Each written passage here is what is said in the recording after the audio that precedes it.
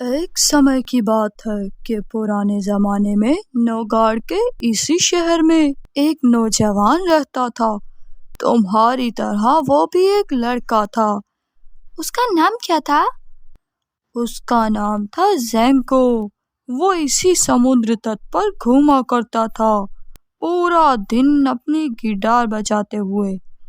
ज़ेंको बहुत ही गरीब था। उसके पास एक दमड़ी भी नहीं थी, सिवाय उसके जो लोग उसे देते थे जब वो गिटार बजाता उनके नाचने के लिए।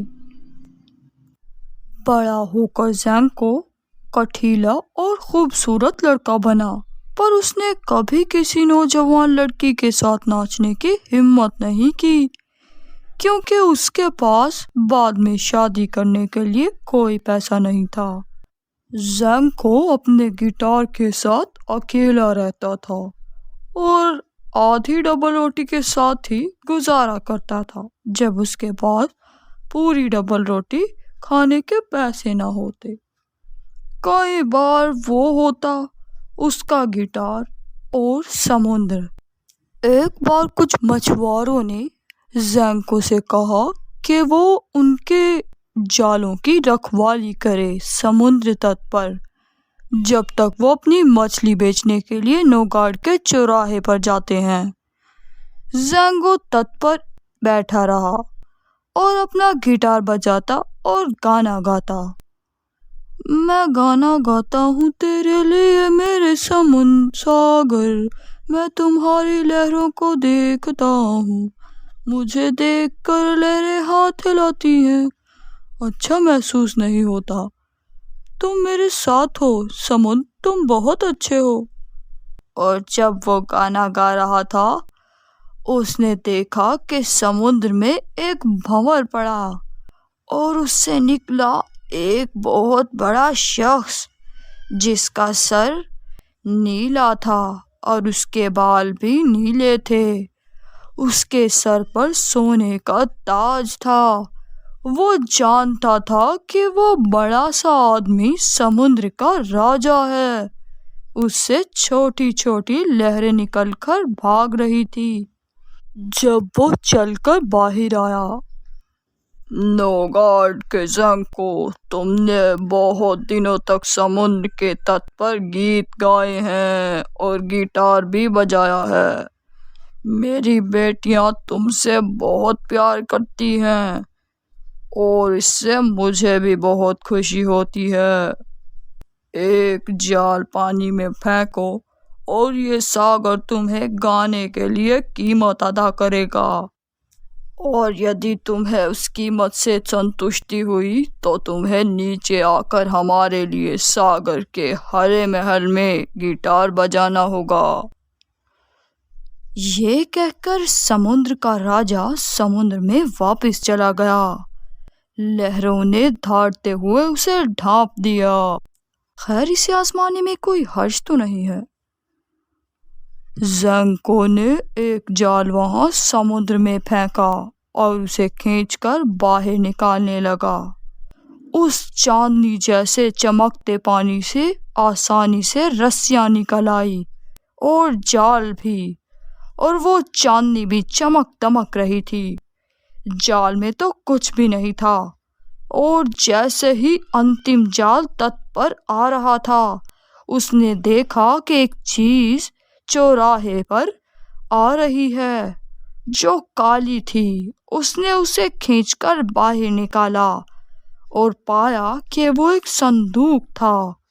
उसने वो संदूक खोला और फिर देखा कि वो संदूक तो बेशबहा कीमती पत्थरों से भरा हुआ है, जो कि लाल हैं, सुनहरे हैं, जो चांद की चांदनी में दमक रहे थे। उसने वो संदूक लिया और उसे सुरक्षित स्थान पर रख दिया। पूरी रात वो बैठा रहा। उसने जालों की रखवाली की। सुबह मछुआरे आए और उसे पूरी डबल रोटी दी अपने जालों की रखवाली के इवज में। अब ये एक गरीब इंसान के रूप में मेरा अंतिम भोजन है। ज़ेंको शहर में चलकर वहां गया जहां उसे कुछ पत्थर बेचने थे। उसके बदले से जो भी मिला उसने उसके बदले बाजार में एक दुकान स्थापित की। वो जल्द ही नौगाड़ में सबसे अमीर बन गया और अब शहर में हर लड़की ज़ेंको की तरफ प्यार से देखती और अपनी खुशकिस्मती के बावजूद ज़ेंको नहीं बदला। अलका समुद्र के लिए उसका प्रेम अपरिवर्तित था। हर दिन वो अपना गिटार ले जाता और सागर तट पर उसे बजाता और गाना गाता। इस सारे नौगाड़ में कोई भी समुद्र की तरह खूबसूरत लड़की नहीं है। उसने अपनी जेब से खूबसूरत हार निकाला और समुद्र में फेंक दिया। ये उस सागर के लिए एक छोटा सा तोहफा था जिससे वो इतना प्रेम करता था। एक दिन जब वो कैस्पियर सागर पर जहाज पर जा रहा था तो वहां अचानक एक तूफान आया। ऐसा लगता है आज हम नहीं बचेंगे। वहां मौजूद लोगों को जो कुछ भी मिला वो उसे पकड़ रहे थे और थर थर कांप रहे थे। हालांकि ज़ेंको शांत था। मुझे अब याद आ रहा है एक पुराना वादा जो मैंने किया था। अब समय आ गया है कि अब मैं इसे पूरा करूं। अपने हाथ में गिटार लेकर वो नीचे जहाज में कूदा और कैस्पियन सागर में उसने छलांग लगा दी। लहरें उसके सर के ऊपर आ गई और फिर अजीब बात है तूफान भी थम गया। जहाज सहज ही चलता गया और अंत में अपनी मंजिल पर आ गया। सुरक्षित बंदरगाह में रुका। और फिर ज़ेंको का क्या हुआ? ज़ेंको पानी में नीचे नीचे और नीचे चला गया। अंत में वो समुद्र के तल पर आ पहुंचा। वहां समुद्र के तल पर एक महल था जो गुलाबी लकड़ी से बना था। ज़ेंको महल के फाटक से दाखिल हुआ। अंदर वहां एक बहुत बड़ा हॉल था और सागर का राजा उस हॉल में बैठा था और उसके सर पर उसका ताज था। ज़ेंको, तुमने वो लिया जो समुद्र ने तुम्हें दिया, पर तुमने बहुत समय ले लिया सागर के महलों में आकर गाने को। ए महान राजा, क्षमा की जाए। तो अब गाओ। और ज़ेंको ने अपनी गिटार बजाई और गाने लगा। मैं तुम्हारे लिए गाता हूँ ए महान राजा, सारा जल और लहरें हैं तुम्हारी। ए महान सागर के राजा, सब कुछ है तुम्हारा, तुम्हारा नमक और मछली भी तुम्हारी। मैं गाना गाता हूँ आपके लिए और इस सुंदर सागर के लिए। मैंने इसकी लहरें देखी हैं, इसने मुझे हाथ हिलाया। हाँ सुंदर सागर, मैं आपका आभारी हूँ। मैं नाचूंगा। वो ऊंचे पेड़ की तरह हॉल में खड़ा हो गया और नाचने लगा। उस विशाल राजा के खड़े होने से सागर का तल थरथराने लगा। वो नाचने लगा और वो नाचता रहा जब तक कि वो थक नहीं गया और बैठ गया। तुमने बहुत अच्छा बजाया है, मुझे आनंद दिया। मेरी 3 बेटियां हैं और तुम उनमें से एक को चुनोगे और उससे विवाह करोगे और सागर के राजकुमार बनोगे। मैं पूरे आदर से कहना चाहता हूँ कि मेरे ख्याल से कोई ऐसी स्त्री नहीं कि जिससे मैं प्यार कर सकूं, उस प्यार से ज्यादा जो मैं सागर से करता हूँ। राजा ने ताली बजाई और फिर वहां आई सागर की 3 राजकुमारियां जो उस राजा की बेटियां थी, जो बहुत सुंदर थी और प्यारी भी थी। पर ज़ेंको सबसे छोटी वाली को देखकर मुग्ध हो गया।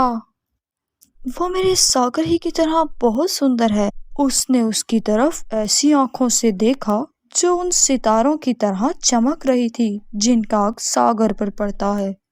उसके बाल काले थे, रात के समुद्र की तरह। सागर के राजा ने अपनी छोटी बेटी का हाथ ज़ेंको के हाथ में दिया। तभी ज़ेंको ने उस लड़की के गले में एक हार देखा और एकदम से उसे पता चल गया कि ये वही हार है जो उसने सागर के लिए तोहफे के रूप में फेंका था।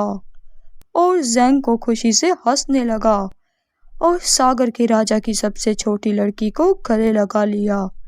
वो भी उसके गले लग गई। जल्द ही उनका विवाह हो गया और सागर का राजा शादी की दावत पर इतना हंसा कि जब तक महल कांपने न लगा और मछलियां सभी दिशा में तैरने न लगी। और दावत के बाद ज़ेंको और उसकी दुल्हन इकट्ठे उसके महल में गए। और इससे पहले कि वो सोते, लड़की ने कहा, ज़ेंको, तुम मुझे भूल तो नहीं जाओगे और मेरे लिए कभी कभी गाना भी बजाओगे ना? और मैं तुम्हें अपनी नजरों से कभी अलग नहीं करूंगा।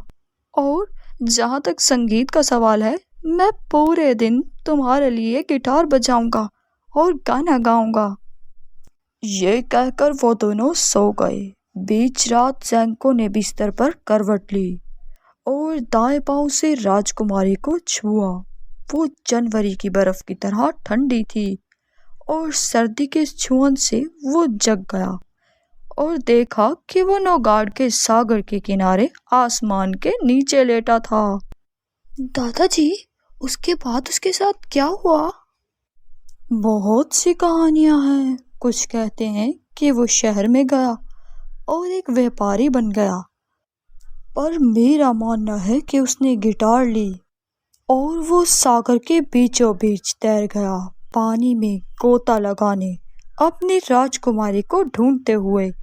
कोई कहता है कि उसे वो मिल गई और कोई कहता है कि उसे वो नहीं मिली। तुम्हें क्या लगता है? दादाजी, वो अपनी राजकुमारी के पास चला गया होगा और उसको राजकुमारी मिल गई होगी। पर ऐसा क्यों? क्योंकि इसका एक खुशनुमा अंत है और जैसा कि आप कहते हैं, कहानी का एक खुशनुमा अंत होता है। हाँ, और याद रखो, अगर ये खुशनुमा नहीं है तो ये अंत नहीं है।